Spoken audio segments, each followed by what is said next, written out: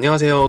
보통 중학생 이상의 조기 유학인 경우 학생만 유학을 하는 경우가 많은 편이고, 초등학생 자녀인 경우 부모님 중 한 분이 동반을 하시는 경우가 많습니다. 부모님께서 동반을 하시려면 체류할 집을 구해야겠죠. 부모님이 동반하시는 경우엔 집 계약이 상당히 중요하기 때문에 부모님들께서 관심이 많으시고 또 집에 대해서 질문이 정말 많습니다. 그래서 오늘 영상은 캐나다에서 집을 어떤 식으로 구하게 되고 어떤 구조의 집을 구할 수 있는지에 대해서 자세하게 말씀드려볼까 합니다. 보통 한국은 부동산에 전화해서 어떤 조건의 집을 원하는데 오늘 집을 볼 수 있는지 물어보죠. 그럼 중개인이 집을 섭외해 놓고 약속한 시간에 만나서 하루에 두세 개 이상 같이 쭉 돌아보면서 집을 볼 수가 있습니다. 근데 캐나다는 이렇게 하질 못합니다. 한국식의 집 계약을 생각하시는 분들께서는 처음 많이들 당황하시죠? 캐나다는 한국과 많이 다릅니다. 먼저 원하는 조건을 정합니다. 예전에는 그래도 괜찮았었는데 요즘은 2인 가족이면 원베드 이상 계약이 가능하시고 3인 가족이나 그 이상이면 투베드로 계약을 해야 됩니다. 투베드라 하면 방 2개, 거실 1개의 구조인 거죠. 3인이나 4인 가족이 체류하실 건데 우리는 좁아도 좋으니 방 1개짜리 집을 구해달라고 요청하시는 경우가 많이 있습니다. 저희도 계약해드리고 싶지만 캐나다 집주인 측에서 거부합니다. 그래서 2인 가족인 경우 원베드 계약이 가능하시고요. 3인 가족은 운이 좋으면 원베드도 계약이 가능하지만 투베드로 계약을 진행하시는 게 훨씬 더 폭넓은 집을 선택하실 수가 있고요. 4인 가족이라면 당연히 투베드 이상의 집을 알아봐야 합니다. 유학생들이 선택할 집의 구조는 콘도와 타운하우스가 있습니다.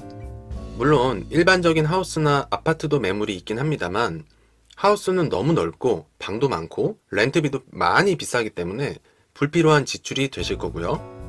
아파트 같은 경우 집에 세탁기가 없고 코인으로 사용하는 공용 세탁기 구조로 되어 있기 때문에 세탁이 많이 불편합니다. 한국 정서와는 조금 안 맞죠. 그래서 결국에는 콘도 아니면 타운하우스입니다. 콘도는 한국의 주상복합 아파트 같은 성격을 갖고 있습니다.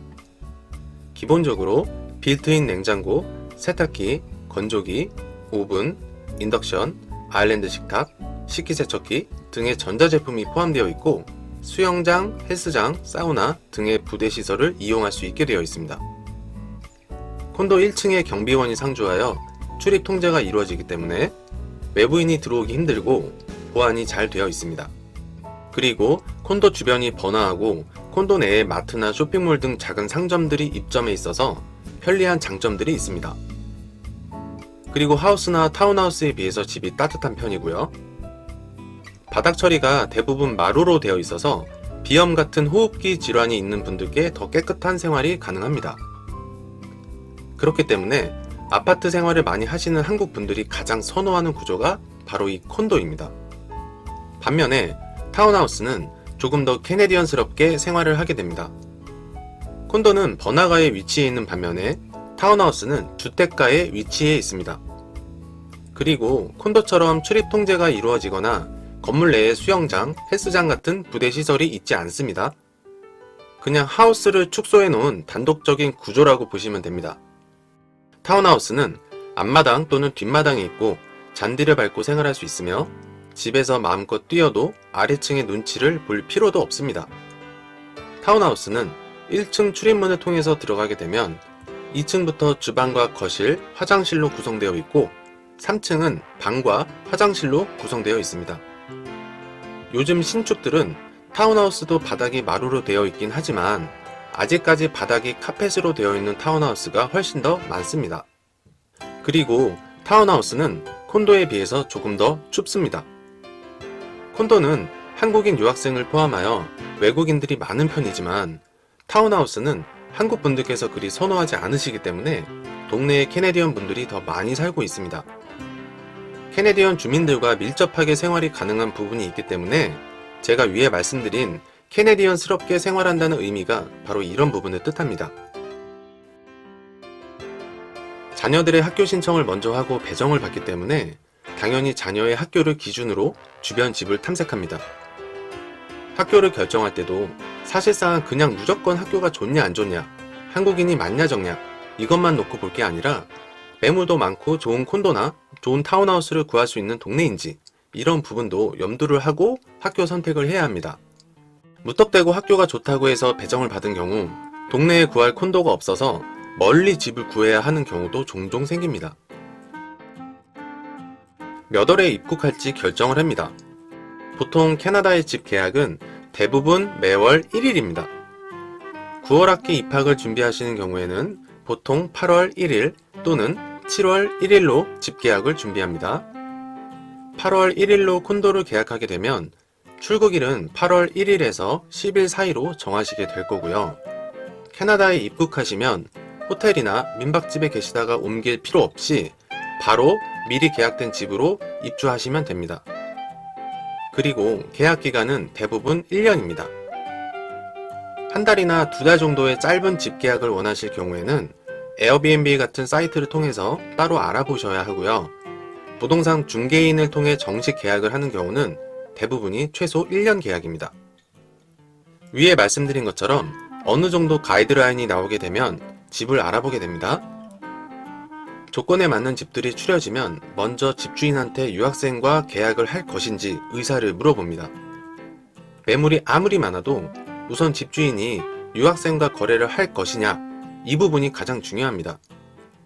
유학생과 거래를 하겠다고 하면 오픈하우스 날짜를 물어보고 언제 방문할지 약속을 잡습니다. 약속한 날짜와 시간에 매물을 직접 보러 가는데 방문이 며칠 후에 이루어지는 경우도 많습니다. 그래서 한국 방식으로 생각하실 경우에 좀 답답하게 진행된다고 생각하실 수 있습니다. 집을 보러 가면 그때 저희가 자세히 동영상 촬영과 사진들을 찍어 오게 됩니다. 그럼 부모님께서 그 자료들을 살펴보신 이후에 마음에 드신다 하면 계약이 성사가 되는 게 아니라, 여기서 좀 반전이 있습니다. 여기서 계약이 성사가 되는 게 아니라 그때 집주인한테 지원서를 써서 입주하고 싶다고 의사를 밝힙니다. 좀 까다롭죠? 지원서를 제출한 가족이 저희뿐만 아니라 여러 가족인 경우 경쟁이 붙을 수도 있죠. 그럴 땐 집주인이 본인한테 유리한 가족을 선택합니다. 뭐 예를 들면 가족 인원수가 좀 더 적거나 너무 어린아이가 없거나 하는 이런 경우죠. 어떤 가족이 더 깨끗하게 사용할 것 같은지에 대한 기준이라고 보실 수 있습니다. 집주인이 만약 우리를 선택하면 그때 바로 계약이 성사가 되는 거고요.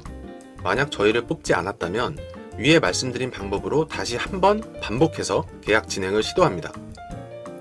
저희는 10년 넘게 해오던 일이라 그냥 무덤덤하지만 캐나다 유학 준비를 하시면서 처음 집을 알아보시려는 부모님들은 이런 내용들이 조금 생소하실 수 있습니다. 조금 더 이해를 돕고자 이번 학기 때 계약한 2베드 플러스 1댄의 구조의 콘도를 한번 보여드리겠습니다. 댄이라는 구조를 처음 들어보실 텐데요. 댄은 문과 창문이 없는 창고 같은 방이라고 할 수 있습니다. 댄은 사용하시는 분의 스타일대로 꾸밀 수 있습니다. 드레스룸이나 공부방, 놀이방, 창고 등의 다용도실로 활용할 수 있는 공간이 바로 이 댄입니다. 댄이 있는 구조면 투베드보다 조금 더 평수도 넓습니다. 그래서 캐나다는 콘도가 원베드, 그리고 원베드 플러스 원댄, 그리고 투베드, 그리고 투베드 플러스 원댄의 구조로 되어 있습니다.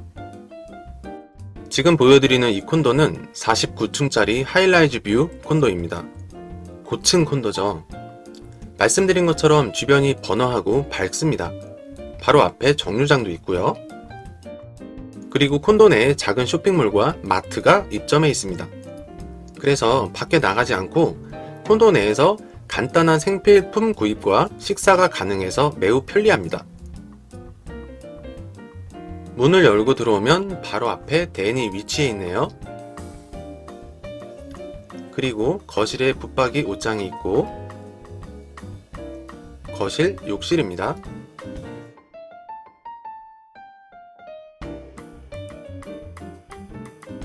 그리고 빌트인된 세탁기와 건조기가 있고요. 거실엔 오븐, 전자레인지, 인덕션, 빌트인 냉장고가 있습니다. 안방 화장실과 안방 붙박이 옷장입니다. 역시 고층 콘도라서 뷰가 정말 좋죠. 끝내주네요. 이제 여긴 거실이고요. 거실 문을 열면 발코니가 있습니다. 한국으로 치면 베란다죠.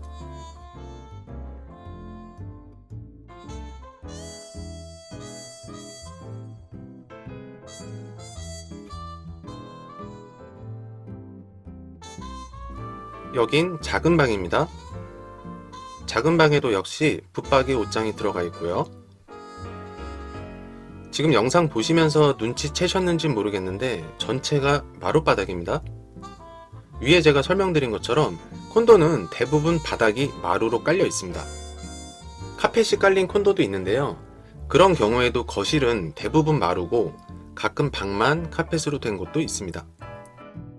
집을 알아볼 때 체크하셔야 할 세부 항목이 또 있습니다. 바로 공과금 포함 유무인데요. 이게 집마다 다 다릅니다. 이 집 같은 경우에는 수도세는 포함되고 가스비도 포함되네요. 근데 전기세는 포함되지 않는다고 써있고 주차는 한 대 무료 포함이라고 되어 있네요. 빌딩 내 부대시설은 헬스장, 수영장이 있다고 쓰여 있습니다. 콘도 계약 시 빌딩 내 부대시설이 다 다르고 집마다 공과금이 포함되는지 안 되는지도 다 다릅니다.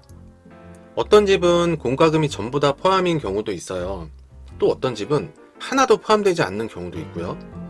만약에 전기세, 수도세, 가스비가 다 포함되어 있다 하면 월 렌트비만 납부하시고 추가 비용이 하나도 없는 거죠. 캐나다 콘도는 세입자가 관리비를 따로 납부하지 않습니다. 집주인이 냅니다. 그래서 월 렌트비와 공과금만 납부하시면 됩니다. 이제 캐나다에서 집 구하는 방식이 어떤 건지 조금 이해가 되시죠? 오늘 저희가 준비한 영상은 여기까지고요.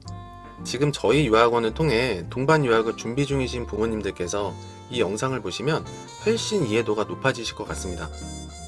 지역별 평균 렌트비에 대해서는 따로 문의 주시면 제가 자세하게 말씀드리겠습니다. 이번 영상도 도움이 되셨다면 꼭 구독과 좋아요 부탁드리겠습니다. 감사합니다.